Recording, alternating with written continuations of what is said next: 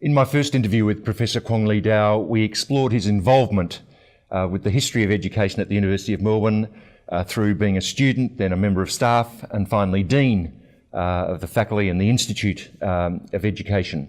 And we looked at the history of education as well as Professor Lee Dow's involvement in that.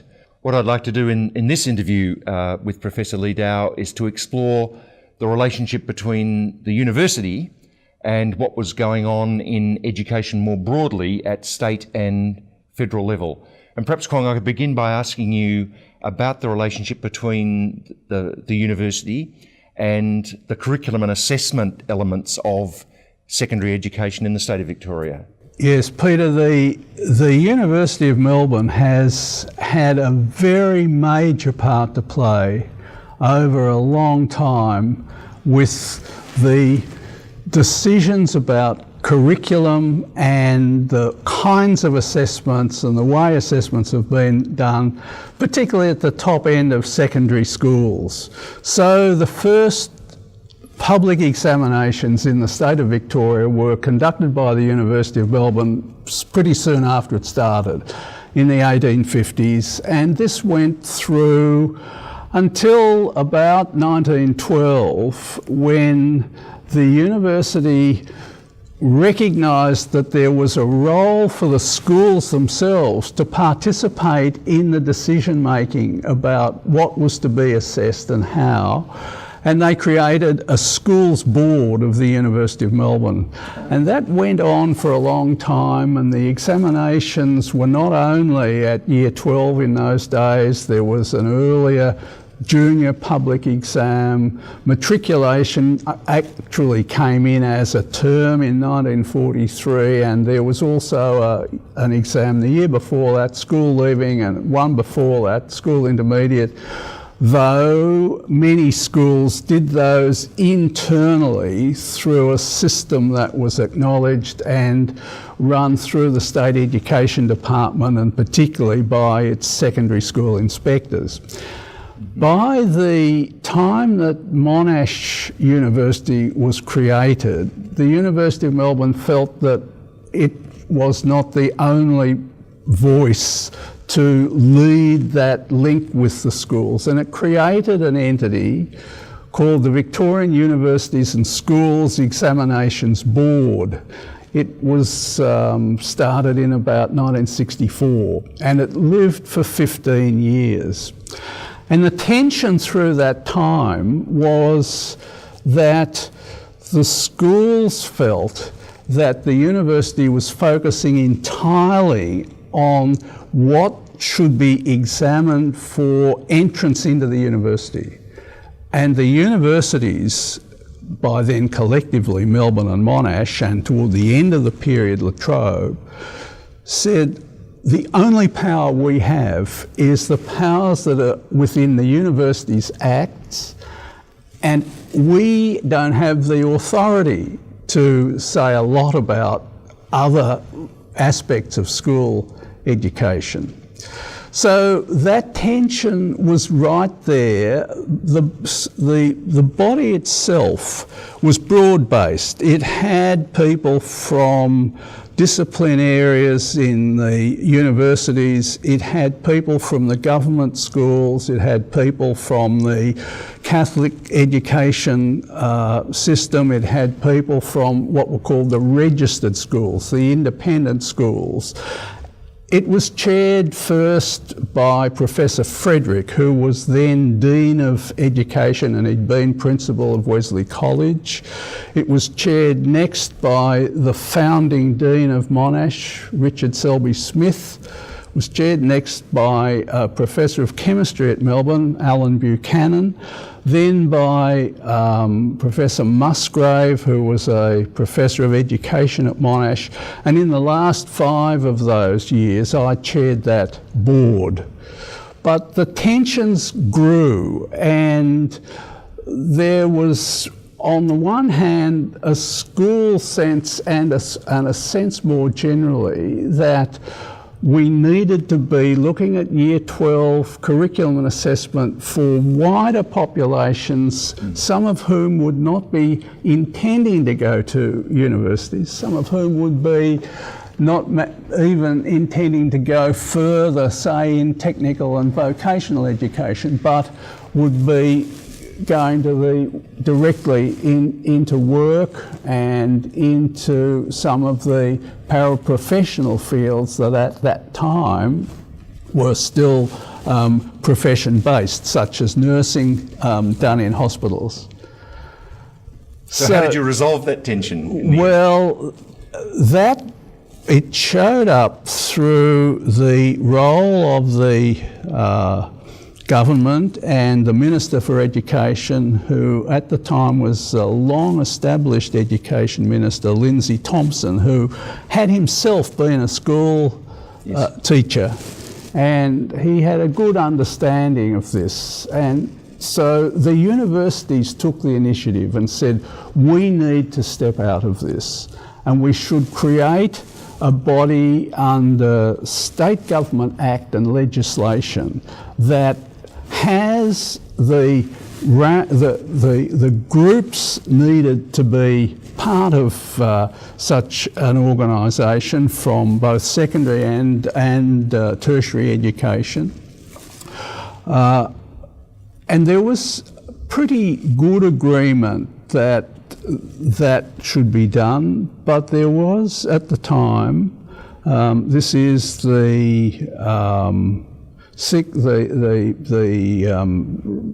the 1970s particularly, there was at the time strong pressure from a big, increasingly powerful group of secondary teachers under the Victorian Secondary Teachers Association, a union body, and they were very keen to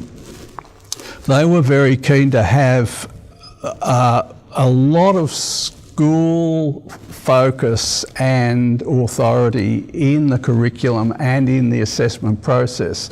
So the actual getting together of an act of Parliament took a long time, and it was fraught and difficult. It was finally agreed, and a quite large body was created. I think it had over 20, it might have had 25 members. I was asked to chair that, and I said to the people at the VUSEB, now, will this mean a conflict of interest, and should I cease to chair the university's board in its last years? And the view was no, the view was that it would be a better transition. So there was a period when both bodies were in existence. It actually went for 2 years. The university's board was completing its work, and VISE already created, it's a funny title, the Victorian Institute of Secondary Education, but already created, but needing time to get its operations functioning, to get it curriculum developed, to get its own assessment processes, by that time involving quite a bit of school-based assessment. And so the transition, in fact, went reasonably well, and the Victorian Secondary Teachers Association, that had been threatening that they would boycott VISE and wouldn't cooperate and so forth, changed their view. And so this went on. I continued on. I'd been chairing the VUSEB from 1975. I continued with the chairing of VISE through to about 1982. It was taken over then by a man from the Australian Council for Educational Research, Bernard Rector, and VISE continued, but there was a sense when the first Labor government came in the beginning of the John Cain era, that some further initiatives were needed. And so another body was called the Victorian Curriculum and Assessment Board, was created at that stage. It was led by one of the people who later became a professor in the education faculty here, Peter Hill, and he then went on to major roles within the Victorian Education Department. There'd been a secondary school principal, Howard Kelly, had been chairing what had become a board of studies, and then the then Liberal Minister, Phil Goode, asked me after Howard's term completed if I would be interested in taking that on. And by that stage we had created an entity called the Victorian Certificate of Education, thanks largely to the work of Jean Blackburn and colleagues that work closely with her. Dr. Helen Prates from Catholic Education was quite a figure in that. So I took on the VCE role again and did that right through until about 2003. And if my memory is correct, did you take that on? Yes, you took that over from me. Yes, that's right, and it was in extremely good shape, and remains a very significant body, I think, and plays a major role in Victorian education. You spoke last week that one of the key dimensions of the history of education at Melbourne came to be its relationship with the Teachers' College. And I wonder whether that was a wider phenomenon across Victoria, the relationship between teachers' colleges and universities. Yes, it was. And it's really interesting to view the situation today from the way in which all that had developed. At the same time that there was tension about the university's role in the exam system and the impact that had flowing on through schools, so also there was tension with the fact that the teachers' colleges of the time were part of the state education department, and the argument was that the people who employ teachers shouldn't be the same as the people who prepare them, who do the training. Mm-hmm. And that had been the pattern right through from the beginnings of the Teachers' College.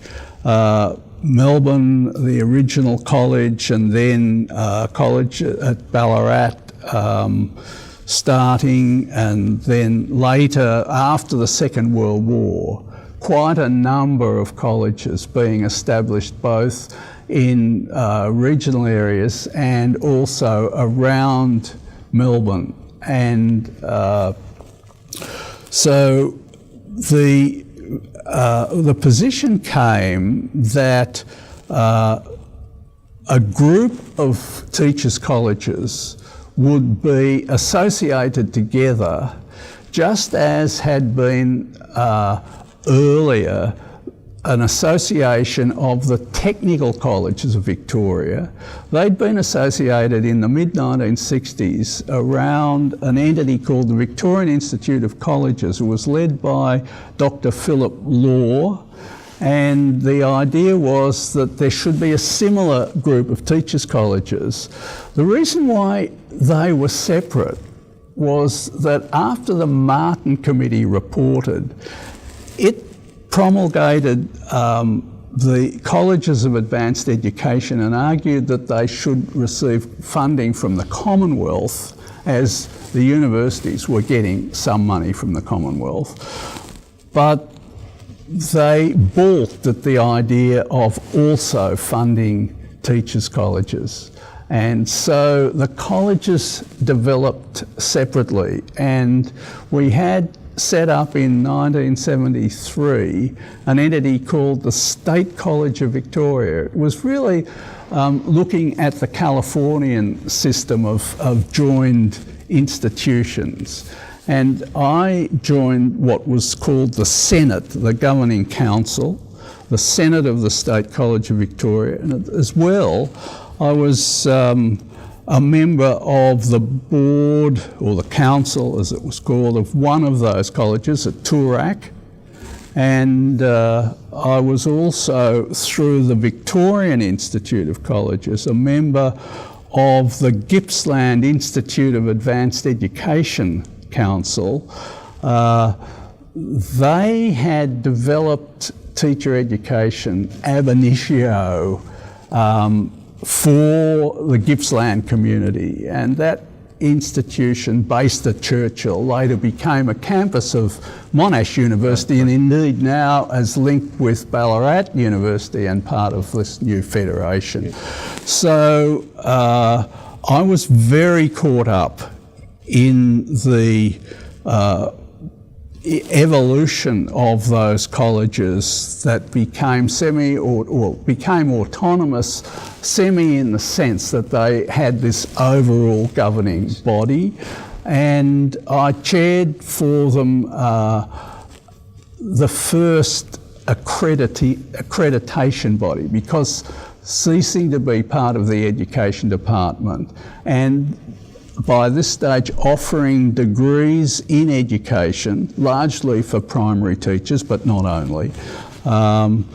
Those courses needed formal accreditation, and the State College of Victoria set up an accreditation board. They asked me to chair that, and so that gave a very good window into exactly what was happening around those colleges. So we come to that later period, Peter, when, as I said last week, the Melbourne College, the secondary college, the early childhood kindergarten college came together to create the Melbourne College of Advanced Education. So we got a series of other entities. I won't go through them all, but one of them that of interest was Victoria College, was created from Burwood Teachers College, from Toorak Teachers College, from a teachers college that had begun at Monash, was called Rusden, and also the Paran Art College. That all came together as another entity, and indeed it linked to the Teachers College in Geelong and the Gordon Institute that had earlier been the basis of Deakin University.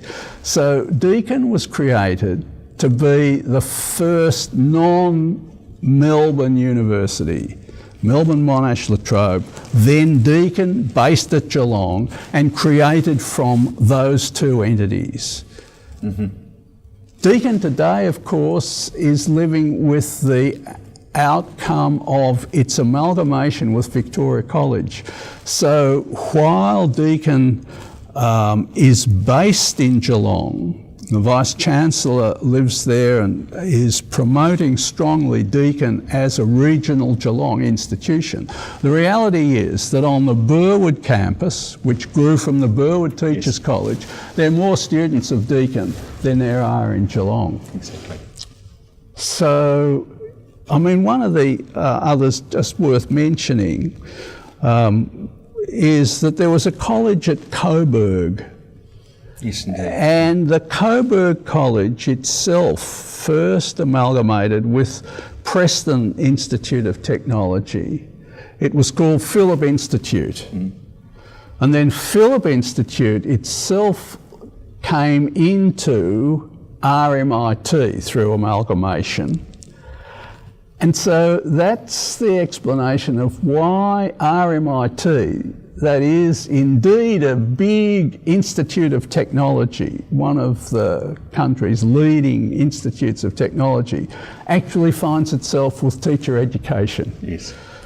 So it's an extraordinarily complex history that you've simplified for us, and it's inextricably linked, of course, with one of the other great changes in education in Australia, and that's the increasing involvement of the Commonwealth in both university and school education. The Commonwealth entry into the education world is very much something of my generation. Education was almost entirely state responsibility when I was a student. The University of Melbourne got its funds through charging fees to students and also getting some support from the state government. And it was only later that the Commonwealth entered the field of education. I think it must have started with Robert Menzies' decision to create the Murray Commission in the late 1950s, 57 I think the commission worked. Then Menzies also gave some money to school education from the Commonwealth through specific specified areas. Science blocks, libraries were the two main areas. And the Commonwealth that didn't have an education department until the early 70s.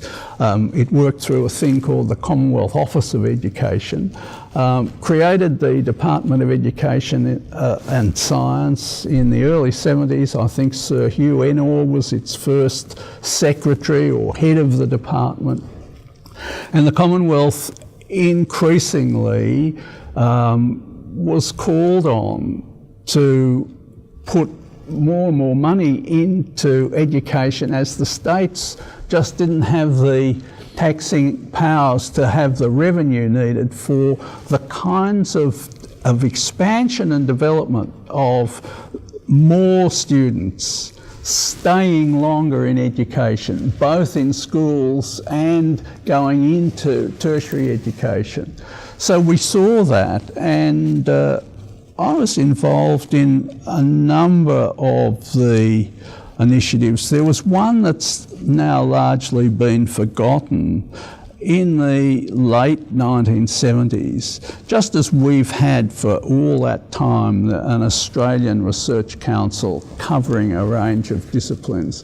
There was for a time an education research and development group, and the idea was that the Commonwealth would offer money to people researching in the field of education, offer that competitively, and grants were given, and in fact that committee was chaired by the then Dean of Education at Monash, Sid Dunn, and I was a member of that group.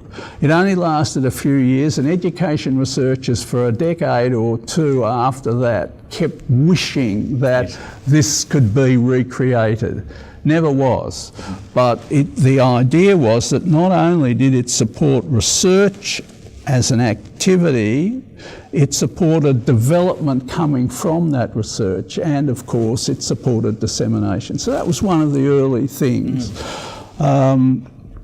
But I think we saw the big influence of the Commonwealth in schools through the Whitlam period of the Schools Commission, and we saw the big influence for living memory of the Commonwealth in higher education through John Dawkins' period as Minister, and the creation of what was called a unified national system in which the separate colleges of advanced education that go back to the Martin Committee came into a separate system of institutions, all of which were undertaking some research and all of which were called universities. And you spoke last time of the Melbourne experience of that process under Dawkins, of our relationship with the Teachers' College in the 1888 building and so yes. on. But that was in fact a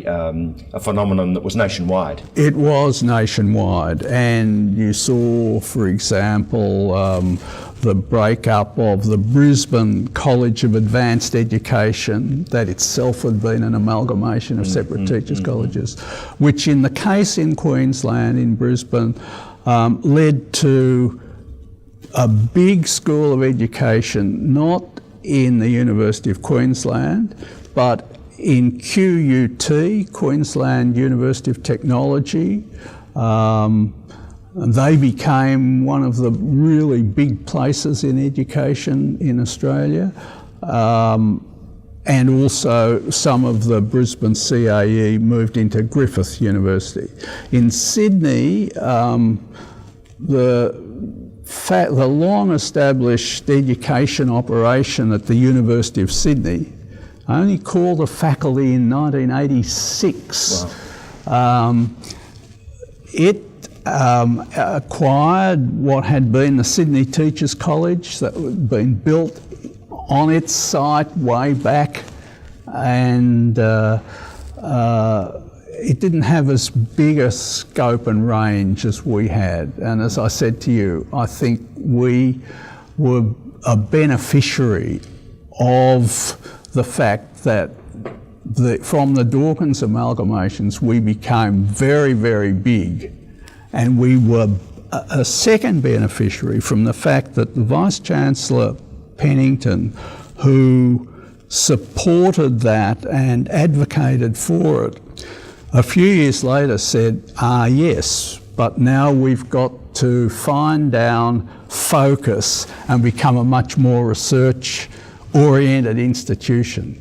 And that also took time, and it's led to the great success of the current Melbourne Graduate School of Education. I think if we hadn't had the amalgamation in the first place, we wouldn't have the scale. And I contrasted this with the state of, say, the University of Adelaide, with a virtually very small education operation, because it all went into the University of South Australia, newly created.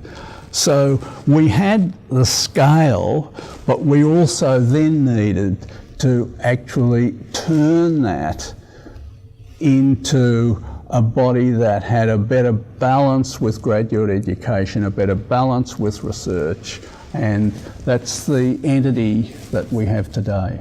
And so the situation today where the Graduate School of Education has such a high standing internationally, in fact, is as the result of a protracted process in which you've been intimately involved, and in which that merger under Dawkins, led by yourself and Professor Pennington, was really a crucial dimension, even though it was quite difficult at the time. Yes. Because there needed to be that reorientation. Yes. And for me, Peter, I think the take-home message is that whatever grand policies emerge, time is necessary. Time is very important, and as well, you have to stop up various unintended consequences that derive. That we live in a time in which there's volatility and uncertainty. That is part of the world. You can't stop that. But the people who are leading and focusing and helping the development of a direction have to be alert to the fact that there'll be all sorts of odd things come out of the woodwork that have to be addressed and redirected in order to achieve what most people agree is the desired end. That's right. It's one thing to have the vision of where we would like to be, but it's quite another to make sure that along the way you're dealing with those unintended consequences. And I'm struck as well, Kwong, by the persistence of the tensions, if you like, between Commonwealth and state. I mean, we live in a world where there are still issues on which the balance between Commonwealth and state responsibilities is by no means clear. The discussions, for example, around the national curriculum that have been going on for so many years, and the extent to which you can have a situation in Australia where the major funding for education comes from the Commonwealth, and yet there are major state responsibilities for designing curriculum. if we ever moved to a situation where the Commonwealth took over responsibility, say for the whole of tertiary education, and I think that was something that Paul Keating pondered. Let's have school education run through the states, and let's have the Commonwealth looking after a post-school education. If that came about, I think you would need to have within the Commonwealth people located through the country, because I don't think people sitting in Canberra can recognise what the needs of Central Queensland University at Rockhampton and Gladstone and Mackay are. It's too complicated for Canberra bureaucrats alone. Oh, that's an interesting way in which to conclude, Kwong. Let me thank you profoundly for having taken the time to speak with me and to speak with many people who I'm sure will be interested in watching these two interviews, because it is an extraordinarily rich and complicated story that you've told us over the last half century and more of how the institute to which you came as a student after the Second World War has, through a complicated process, become really a preeminent graduate school of education in an international context. And thank you very much for sharing your insights into how that's happened, but also more generally into the way in which education across Victoria and across Australia has unfolded across the last few decades. It's been most instructive. Thank you. Well, thank you, Peter. Very pleased to be here.